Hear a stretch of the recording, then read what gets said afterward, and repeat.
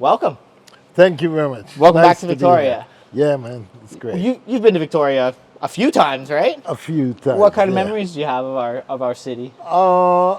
Not so built up as it is now. I seem to remember with with a lot of space and smaller buildings, Yep. and I'm wondering if I'm in the same place because like, I'm seeing some big, tall buildings. Yeah. Things are changing. Yeah, I mean, I haven't been there for like 15 years or something. Must be, isn't it? It's got to be. Yeah, 2000. I think I saw you in. I made a note here. I think I saw you in 2007. So Okay. But I think you've been here since Since then. then, But okay. who knows? It all must blur together. You've been a lot of places. Which right? place in Victoria did we play at? I saw you in. I believe it was Legends in the basement of the Right. hotel. I remember. That was an experience. Yeah, yeah. I remember playing there by myself as well as with Lee Scratch Perry. I wish I Yeah. had seen that. Okay, okay. What got you started with dub? What drew you to dub? Why dub? Well, you know, before dub, I was an electronic technician. I would build amplifiers, build radios, just dabble because electronics was like magic, you know, and just to even have a light bulb lighting up is like magic. Yeah. So when it comes to the audio now, I started to build like amplifiers and tape machines, Yep. and so I was fascinated in the signal path. When I say signal path, when the signal enters the microphone and it goes down the cable, Yeah. where it's going to and where it shouldn't go to, and the different effects like echo. Echo used to amaze me just to have something like hello, hello, hello, hello, you know. Yeah. And I was just drawn into the whole behind the scenes, the whole scientific part. Yeah. Well, mad professor. You're a mad scientist. That's it. You started dabbling with you got interested in electronics very young, right? What were the first electronics that you remember digging into? I think my radio. Yeah. Yeah, my radio at home. Yeah. We just, I mean, when I was like 7 years old, I went to the back of the radio and opened it up and looking for the man in the radio. And all I could see is resistors and capacitors and in those days tubes and valves. Yep. Yeah, and that's what drew me into it, you know. You've been creating music for four decades, almost 5 decades now, I think. Well, the T-shirt says 45. 45. So I'm right in the middle. Yeah, okay. What are the biggest changes you've seen in the reggae culture in the last 45 years? I think the fact that the music moved from a group situation where you get like a drummer playing with a bass player and a guitar and a keyboard and everything bouncing. Yeah. Yeah, and one man inspiring. I see that move to like a one man situation for economic reasons, Yeah. which at the end of the day affected the whole creativity, you know, of the music. We get one man on a computer, click, click, click, click, and you know he could only inspire himself, and it could only go so far. Yeah. You know? You So lose that's that connection. that's kind of disappointing. Yep. You know, but apart from that, I think the fact that reggae used to be a social, conscious music, Yeah. where you'd speak about the prime minister if you think that he's ripping off the people, Yeah. and you speak about the queen or the king, to a business, to a music where nobody wants to offend anybody. You know, I mean, if you take like one of the biggest artists Bob Marley. He was like a clever spokesman, Yeah. clever musician. Because he would talk about, I mean, he talked about you and you wouldn't really know he's talking about you. Yeah. That's a He's that, skill. yeah, he's that smart. Something like I shot the sheriff. I mean, he could easily have been talking about, yeah, I'm gonna kill the commissioner of police. Right. But instead, I shot the sheriff, Right. but I did not shoot the The deputy. deputy. Right. Yeah. So, I mean, we moved from a situation like that. And even people like Mighty Sparrow, with Calypso, he would talk about all sorts of things Yeah. without calling names. Yeah. Just Yeah. subtle. Subtle. It's powerful. Smart writers. Are there any artists today that you feel are really keeping that spirit alive? No, not really. That's disappointing, isn't it? Yeah, it is. Yeah. Well, you mentioned Lee Perry earlier. Yeah. What when you hear the name Lee Perry? Obviously, you two are so connected. Right. What comes to mind when you think about the great Lee Perry? Well, for me, had you asked me that, say, in 1970, Yeah. I would tell you Lee Perry is just a name I saw on records in the very small corner of the Produced record. by. Yeah, produced by Lee Perry. And I didn't really understand what the producer done. Yeah. I just saw the name and thing. But then, obviously, I had no idea that I would be working with him and be meeting him. Yeah. And I met him in early 80s. And then, by the time I meet him, he was fed up of, like, singing and or producing, rather. Yeah, he was fed up of producing. Yeah. Wow. People were pressuring him for money, pressuring him for all sorts of things. So he wanted to leave all that alone and he wanted to build a career, which, yeah, he came to me and we started to do that together, Made some amazing music. Yeah, man. Well, let's talk about these records you have in your Yeah. hands. It's a few from the catalog, Yeah. the Ariwa catalog, which is, Ariwa was started around 1980. And started in my front room. And this was the first one. Got me crazy. Yeah, Wow. that's the first one. And then we went on to do this one. And like I was saying earlier, that's one of the best covers I've ever seen. Yeah, kind of. That's beautiful. As you see, it should say something. All right, Dub Me Crazy, the second chapter. Right. Yeah. And then it went on to be a 12-part series. Yeah. Those Dub Me Crazy records are great. Yeah. It's a concept. Yeah. Okay. What is the concept? Well, it's about experimental, audio experimental. So you could move things from a normal, like, baby, I love you, to like, baby, I love you. And you Yeah. just take the listener on a trip, on a sonic trip, Your Roots of Dubstep album. Mm-hmm. I love that record. Right. Obviously, when I hear dubstep, Right. it has a different connotation these days. Okay. What does modern dubstep? Well, dubstep is a phenomenon that was popular about 10 years ago, I think. Yeah. And then, like most things in the UK, it might start there, but they move quickly from it, you Yep. know? Dubstep kind of evolved into grime, Yes. and then it evolved into Afrobeat.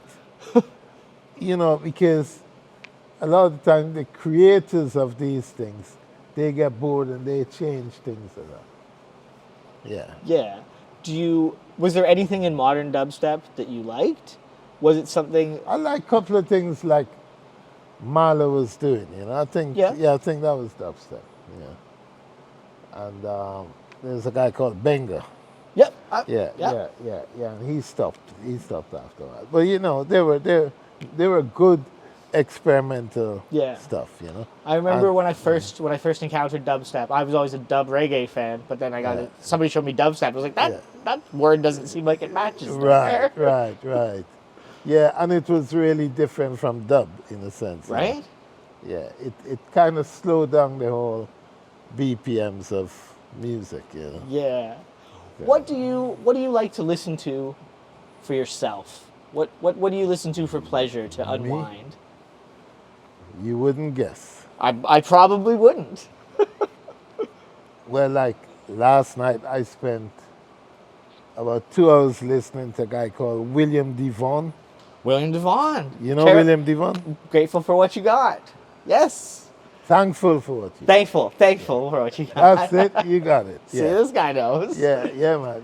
Yeah. I spent last night playing those even though I was saying to my friend, I've heard these songs hundreds and possibly thousands of times before. Last night, they sounded different again. So inspiring. The production, the singing, the delivery, That's everything. beautiful. Everything.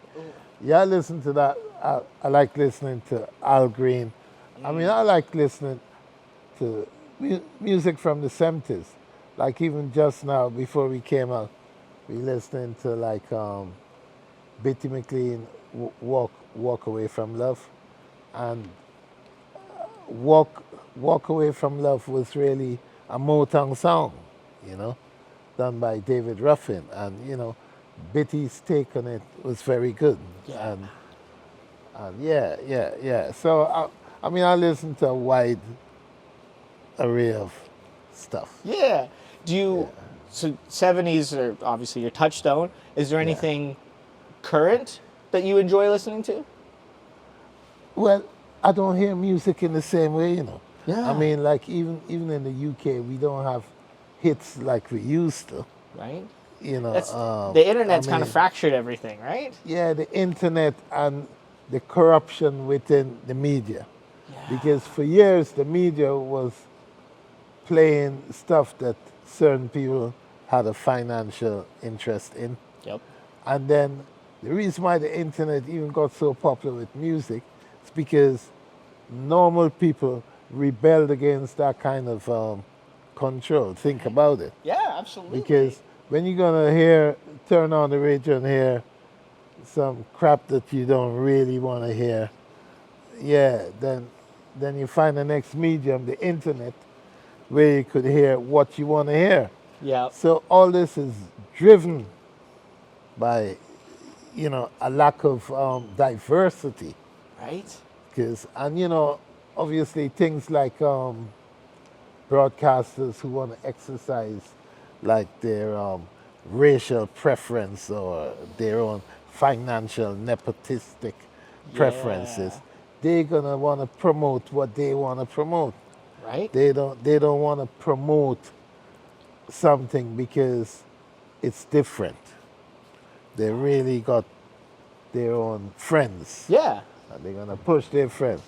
And All the media companies own all the chain down. yeah, for whatever reason, I wasn't on their Christmas list. So I wasn't part of the friendship clique. So good. That's good. I think that's good for all of us. I think Yeah. we're all happy that you've stayed out of that. So thank you. Hell yeah. So my records, you either gotta buy them or you gotta find it on www.ariwa.com and then you hear it. But you probably want to hear it on the BBC. That's fine. Us good music people, we know where to go. Yeah. We know how to look. Yeah, You did a with the Scientist Sublime remix album. Yeah, man. How did Yeah. that come about? But I knew those guys from Long Beach years ago. Yeah. I'm talking about 20, 25 years ago. And Brad died. Brad is one of the singers. And, we thought well, his wife spoke to me, Troy, and talked about doing like a tribute. And I said, yeah, man, just send me some tracks. Nice. They sent me the tracks, and yeah, It's beautiful. was good to do it. I'm Yeah. excited to have you on the show with Long Beach and Jacob tonight. Yeah, man. Good, Yeah, it's good, very good. Nice cool. one. Nice. Yeah. When's the last time you did something for the first time? When's the last time I did something for the first time? Oh gosh. Now, I love that question.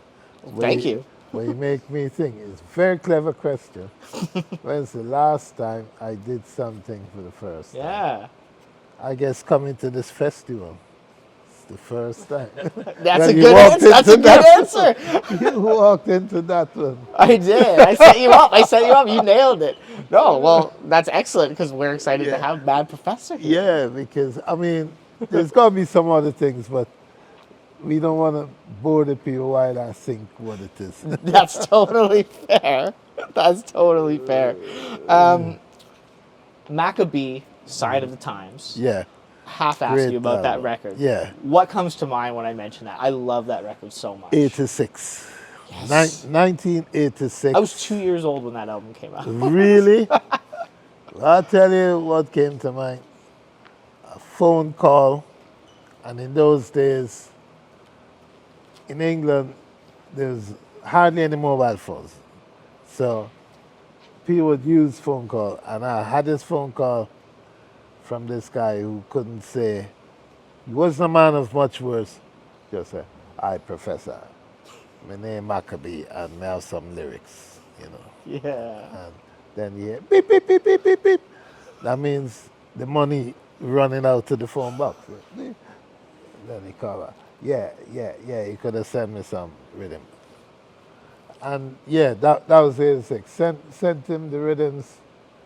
Then he came back with one of the first songs, Wet Look Crazy.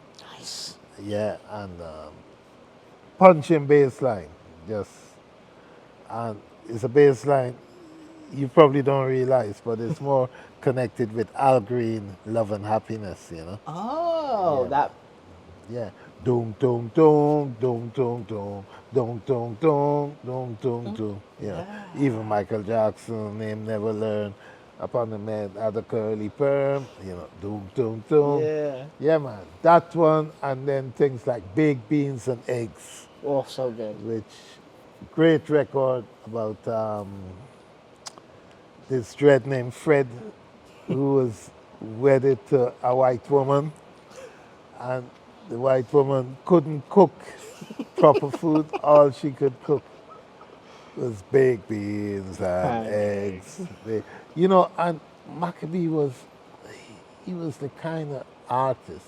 When you hear him deliver, well, for me as the producer pressing a button, when it made me smile and made me laugh, then I knew he was on the right track. Yeah. And on that album, several tunes made you laugh, like Serve You Right. Yes. Yeah. There is even funny lines in Invasion, which is not a funny song. Yeah, man. But there are some funny lines. in Very there. good, very good track. I love that record so much. Yeah, you know, and that record followed the pattern of what we found with Pato Banton, which is a concept, as I would call, the Disco 33, as opposed to Disco 45. So you keep the albums vocal dub, sometimes not all the dub, and then snappy edits into the next song. So you keep the listener on the case. you know? Yeah, keep their attention. Yeah, and Mad Professor Captures Pato Banton had that concept. And then the next one was the Sign of the Times. Brilliant album. Both went to number one Of course in they the did. then reggae charts. Deservedly so. Yeah, Deservedly yeah, so. yeah. What's a project in your catalog that you wish more people knew about, that you think is overlooked? Something that you're really proud of. Well, I mean, even though it was a popular record, U-Roy Tuborn African, I mean, yeah, it was a hit. It went to number one, but I think it should have been a bigger hit Yeah. because it was was really, to me, an amazing record. You know, and yeah, we recorded those. Yeah, we recorded those vocals in Los Angeles, and yeah, it was fine. Yeah. Yeah, great record. Can you leave a general piece of wisdom that you've picked up on your time on Earth for people? Well, not necessarily musically, right? Musically, non-musically, whatever you want to share with the people. I think it's all about timing. Whether you succeed or you fail, it's about timing. You get the timing right, and you will succeed. Yeah. Get the timing a little bit later, and you'll fail, whatever it is. How do you recognize when the time is right? When it goes well, Just feel it. yeah, when it goes well, timing's right. Perfect. Thank you so much for your time, Mad Professor. Thank you. Thank you for being here. Thank you. Thank you. Mad Professor, Victoria Ska and Reggae, 26th Anniversary Festival. Let's go. Thank you. Thank you so much. That good was wonderful. interview. I really Great. appreciate that. Thank you so Great much. question. That was so Yeah. great. I'll take this off. Yeah. We can get some We water. can definitely get Yeah, you yeah. water. Yeah, of course.